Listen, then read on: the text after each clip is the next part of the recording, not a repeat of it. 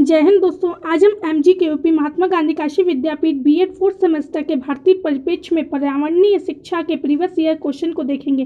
जो क्वेश्चन जो 2017, 2018, 19, 20 में पूछे गए हैं। शुरू करने से पहले दोस्तों, अगर आपने मेरे चैनल को सब्सक्राइब नहीं किया है तो कर लीजिए और बेल आइकन को प्रेस करना ना भूलें। दोस्तों के साथ शेयर भी जरूर करें। चलिए देखते हैं।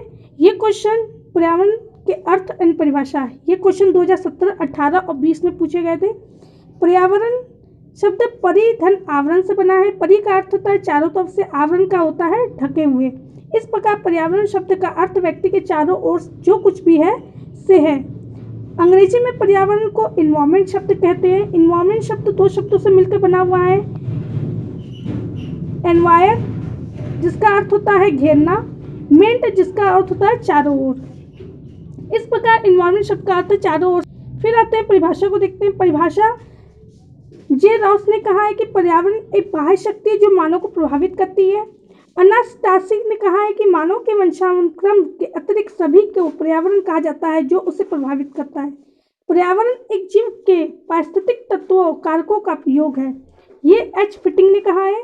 पर्यावरण का धरातल और उसकी सारी प्राकृतिक दशाएं, प्रकृति संसाधन, भूमि, जल, पर्वत, मैदान, खनिज पदार्थ, पौधे, पशु तथा संपूर्ण प्राकृतिक शक्तियां जो पृथ्वी पर विद्यमान होकर मानव जीवन को प्रभावित करती है, भौगोलिक वातावरण के अंतर्गत आती है। ये मैकाइवर ने कहा है। फिर आते हैं पर्यावरण के आयाम। ये क्वेश्चन 2017 और 20 में पूछा गया था। पर्यावरण के 4 आयाम है जिसको इस तरह समझ सकते हैं: स्थलमंडल, जलमंडल, वायुमंडल, और इन तीनों से मिलकर बना है जीवमंडल।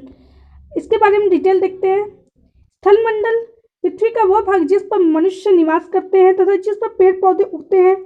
यह पूरी पृथ्वी का 3/10 भाग है। शेष 7/10 भाग जल से भरा है। स्थलमंडल के सबसे ऊपरी सतह पर बनावट और भौगोलिक स्थिति के अनुसार विभिन्न साधनों के अलग अलग नाम हैं, जैसे महाद्वीप, पानी से घिरा हुआ पृथ्वी का बड़ा क्षेत्र, उत्तरी अमेरिका, यूरोप, ऑस्ट्रेलिया, दक्षिण अमेरिका, एशिया, अंटार्कटिका। पहाड़ जैसे हम कह सकते हैं भूतल पर ऊंचे उठे हुए कुछ भाग जो कि पहाड़ की तरह शेप में लेते हैं, से पहाड़ कहते हैं, जैसे माउंट एवरेस्ट, कंचनजंगा। आप इसमें पठार भी ले सकते हैं और भी चीज़ें भी ऐड कर सकते हैं अपने मन से। मरुस्थल भारी रेत से बने भूभाग को हम मरुस्थल कहते हैं, जैसे हम कह सकते हैं सहारा मरुस्थल, और भी एग्जाम्पल आप मरुस्थल के दे सकते हैं। द्वीप ऐसे भूभाग जो चारों तरफ से पानी से घिरे होते हैं उसे द्वीप कहते हैं, जिस तरह से श्रीलंका, आयरलैंड। आपको और भी द्वीप का नाम पता आप ऐड कर सकते हैं, पठार ऐड कर सकते हैं, और भी चीज़ें जो कि आपको अलग चीज़ें दिखाई दे रही हैं उस चीज़ का आप लिख सकते हैं। इस तरीके से जलमंडल में आते हैं। पानी बर्फ से लिपटा हुआ धरती का भूभाग, यह पूरी पृथ्वी का 7/10 भाग है। पूरी पानी का 97% भाग महासागर समुद्र में है जो पानी योग्य नहीं है।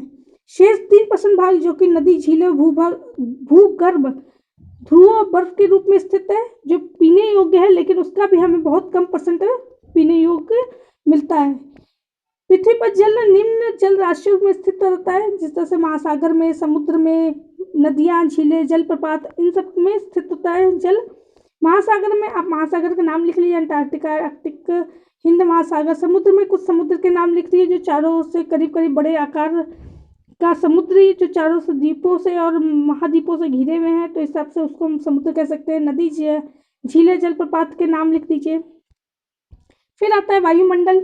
वायुमंडल वायु गैसीय पदार्थों का मिश्रण रूप। वायुमंडल वायु ऐसा आवरण है जो पृथ्वी के चारों ओर से घिरा रहता है। वायुमंडल बढ़ती हुई ऊंचाई के साथ साथ वायु का घनत्व कम होता है। वायुमंडल को 5 भागों में बांटा गया है। 5 भाग में आप लिख दीजिए। ये इस तरह से डायग्राम बना के भी कर सकते हैं, अदरवाइज एक हेडिंग डाल के भी कर सकते हैं।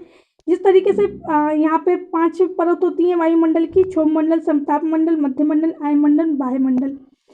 क्षोभ मंडल में सारी मौसमी घटनाएं होती हैं, जैसा सबको पता है क्षोभ मंडल में सारी मौसमी घटनाएं होती है, बादल का बनना, तूफान, आंधी।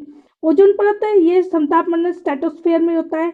मध्यमंडल यानी मेसोस्फेयर में ये ऊंचाई बढ़ने के साथ साथ तापमान घटता रहता है। इसको आप एक शॉर्ट में मैंने लिखा, आप चाहे तो उसको डिटेल में लिख सकते हैं, हर एक की एक हेडिंग बनाकर। मैंने यहाँ पे शॉर्टली लिखा है जिस तरीके से क्षोभ मंडल यानी ट्रोपोस्फेयर में लिखा है कि मौसमी सारी घटनाएं होती, बादल, आंधी, तूफान, और ये ऊंचाई बढ़ने के साथ साथ तापमान घटता है। जबकि संताप मंडल स्ट्रेटोस्फेयर की बात करें, ये ऊंचाई बढ़ने के साथ साथ तापमान को भी बढ़ाता है। फिर मध्यमंडल की बात करें तो ये ऊंचाई बढ़ने के साथ साथ तापमान को घटाता है। ये उसके किलोमीटर से सबके कि कितने किलोमीटर के पृथ्वी की सतह से वो कितने। फिर आता है आयनमंडल, आयनोस्फीयर। पृथ्वी तरंगों का अवशोषण या परावर्तन यहाँ पर ही होता है। जितनी भी रेडियो तरंगे होती है, सैटेलाइट सब यूज हो पाती है, आयनमंडल के कारण यूज पाती है। एक्सोस्फीयर, वायुमंडल, हाइड्रोजन और हीलियम गैसों की यहाँ पे प्रधानता होती है। फिर आता है जैविक वस्तुओं और उनके घेरे में रहने वाली अजैविक वस्तुओं के बीच में होने वाले परस्पर क्रियाकलापों का कार्यस्थल है। वस्तुतः यह ऐसा भाग है जहाँ पर जीवन संभव है। यहाँ वायुमंडल द्वारा प्रदान की गई ऑक्सीजन तथा अन्य गैसें उपलब्ध होती हैं जो वह जीवन का आधार है। सौर ऊर्जा से जीवों के सभी जैविक क्रियाएं संपन्न होती है। प्रकाश संश्लेषण की क्रिया सौर ऊर्जा के कारण ही संपन्न होती है। इसमें ऑक्सीजन वायुमंडल में जाकर अपना पूर्ण स्थान ग्रहण कर लेती है। कार्बोहाइड्रेट पौधों द्वारा अवशोषित कर लिया जाता है जो पौधों में ऊर्जा के रूप में उपस्थित रहता है। यह ऊर्जा शाकाहारी पशुओं द्वारा घास आदि खाने से, फिर मांसाहारी द्वारा शाकाहारी पशुओं को क्रमिक रूप से खाने से आगे भोजन की श्रृंखला चलती रहती है। मनुष्य सर्वाहारी जो वनस्पति पशुओं दोनों से ऊर्जा प्राप्त करता है। सभी वनस्पतियां यहाँ की मनुष्य समेत सभी पशुओं को अधिकतर ऊर्जा उनकी अपनी जीवन क्रिया में चलाने समाप्त हो जाती है, लेकिन जो ऊर्जा बच जाती है वह मित्र पदार्थ को अपघटित करने वाले जीवाणुओं द्वारा पुनः उसको मूल तत्वों के रूप में परिवर्तित करने में खर्च कर दी जाती है। यह क्रम निरंतर चलता रहता है। प्राकृतिक रूप से सभी व्यवस्थाएं संतुलित और नियंत्रित बनी रहती हैं। आज के लिए बस इतना ही। Thank you for watching.